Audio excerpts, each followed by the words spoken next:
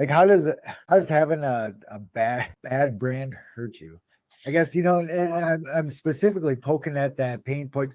And from my own experience, I Yeah. am a C-suite and I do hire, hundreds of people. You Hmm. mentioned the number earlier, but I research the heck out of people. I deep dive. If it's online, I'll find it. Oh, absolutely. And now people are paid to do that.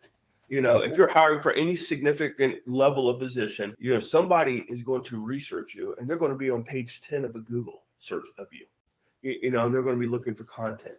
And every single post you've ever done on LinkedIn, it's going to be read. It really is. Now they've got software that scrapes this stuff for them.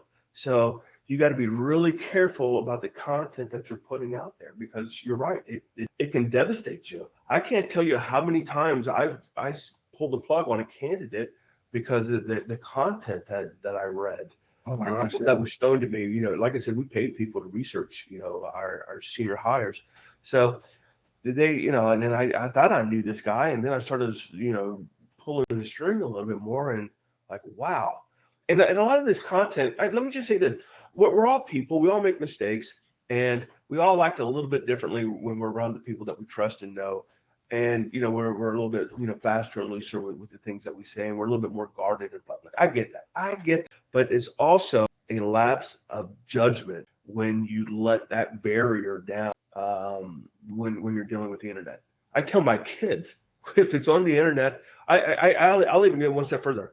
If you're typing it in your keyboard, you've got to assume that somebody will see it at some. Yes, sir. And if you're not comfortable, doing it, and letting the world know. And honestly, I had a simple litmus test. If I didn't want my kids to see it, I didn't do it, or I didn't say it.